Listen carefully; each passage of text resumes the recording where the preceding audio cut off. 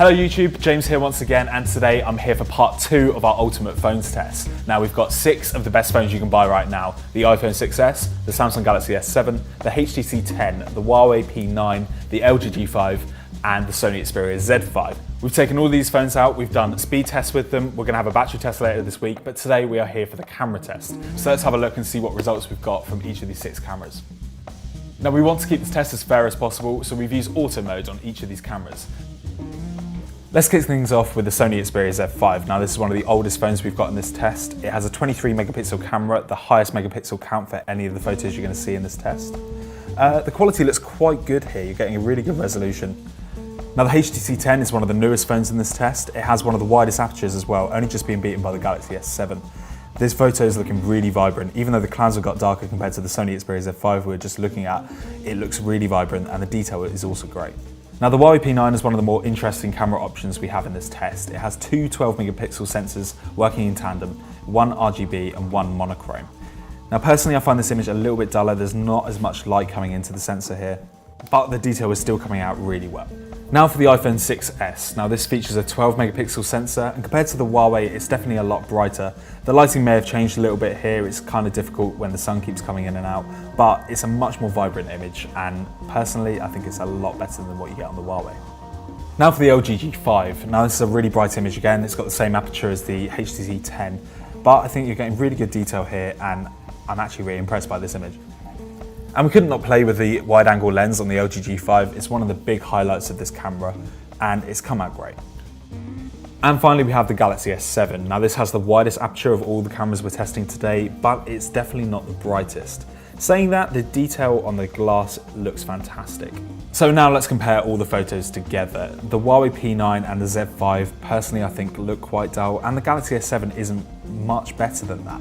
But the LG G5, the iPhone and the HTC look really bright. They look like really vibrant images, and I think most people will be impressed with the shots you're going to get from all 3 of those phones. But that said, this is us really picking up on small little details here. All of these photos do look great. You're going to get a good image no matter what. Now let's have a look at our close-up shot. Now we've taken R2-D2 and Thor here. We're going to take a photo with each of these cameras and see which one does well up close and personal. First up is the iPhone. Now I'm a little bit disappointed with this image personally. I think it's a little bit too dark. The detail's still coming out okay, but it's not great. And now for the HTC 10, which is largely similar to the iPhone. It's still quite dark, but you're getting a little bit of better detail I think personally, especially around Thor's helmet. Now for the Huawei P9, and again the issue here is the overexposure. If you look at R2-D2's head, it's not getting much detail there. There's a bit too much light coming into this image. The LG G5 is quite similar to the Huawei P9. I think you're getting a bit more detail here though. If you look at R2-D2's head, you're definitely picking up a lot more of the detail there. This is personally one of my favourite images from this close-up test. Now we have the Samsung Galaxy S7. Now this is definitely the best image personally I think from this camera. The detail around Thor is fantastic and the lighting is working out really well. And the Xperia Z5 is again a little bit disappointing here. You're not getting much detail around Thor, it looks very soft. Looking at all these phones together, the Samsung Galaxy S7 really stands out here. The Huawei P9 and the Xperia Z5 both look kind of naff, while the HTC and the iPhone again look quite dark. The HTC and the LG G5 are both getting good detail as well, but as I've already said, the Samsung Galaxy S7 runs away in this test. Now let's have a look at the selfie cameras on each of these phones.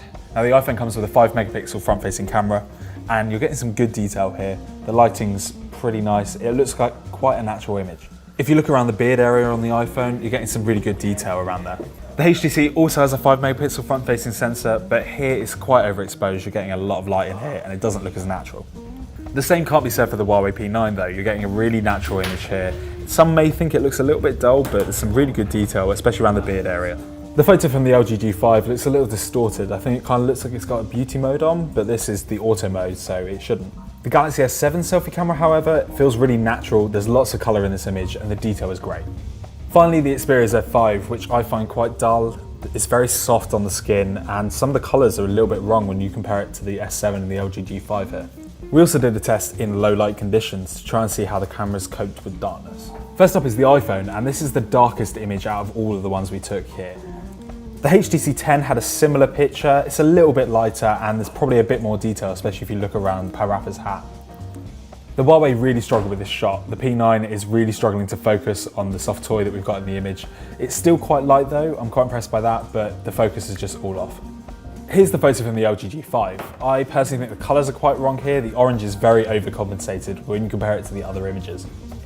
The Galaxy S7 looks the nicest from a distance. When you start to study it after a while, you notice that it's quite soft on some of the edges, but this is one of the only pictures we took with minimal noise. And finally we have the Sony Xperia Z5. Again, this image is quite soft. There's quite a bit of noise on the left-hand side of Parappa's hat. I'm quite disappointed with this, to be honest. So if you look at all these pictures together and concentrate on his hat, you can really tell the colours are all different in each of the pictures, especially within the Galaxy S7. The iPhone is quite dark, but it's one of the more natural looking images. The Huawei really struggled to focus on this image, and the Z5 is just very dull. And now we're going to test out the video on each of these cameras. First up is the iPhone, and this has come out great. It's a very natural looking image, and the water especially looks great. The HTC is much the same. It's a really good image, the quality is fantastic, you're getting a lot of detail here. The Huawei has quite poor detail, and as you can tell from this clip, it's a little bit shaky. The LG G5 loses a lot of its detail when you're filming in the video mode. There's a weird contrast issue here as well, and I don't think it's the best for video. The video mode on the Galaxy S7 has really good quality. And finally, the Xperia Z5 is very overexposed. If you look at the tents at the back of the image, there's not really that much colour there. It's really struggling with the video mode. Now we're going to try out the video mode on the selfie cameras on each of these phones.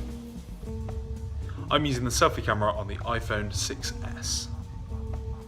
I'm using the selfie camera on the HTC 10. I'm using the selfie camera on the Huawei P9. I'm using the selfie camera on the LG G5. I'm using the selfie camera on the Samsung Galaxy S7. I'm using the selfie camera on the Sony Xperia Z5. Now everyone has their own preference when it comes to camera technology, so if you don't agree with some of the conclusions we've come to, be sure to let us know in the comments below. Personally, I think the Galaxy S7 is the best camera here. That 12 megapixel sensor is fantastic most of the time. There are some issues with it, but it's really good in low light, and I'm quite impressed by it in all. The thing to take away from this test is that all of these cameras are still pretty good. It's just some of them are a little bit better than the others. I really like the iPhone 6s camera as well. In auto mode, it's really easy to get a good image. Both Sony and Huawei claim that they have two of the best cameras on the market right now, but I don't think the Z5 or the P9 are anywhere in that kind of area of the S7 and the 6s. If you want to see our battery test of these 6 phones, be sure to check back in the next couple of days. Plus, we also have the link to our speed test video as well, so you can see if these phones are really up to scratch. Be sure to tell us what you think is the best camera down in the comments below. Thanks for liking, thanks for subscribing, and we'll see you again soon.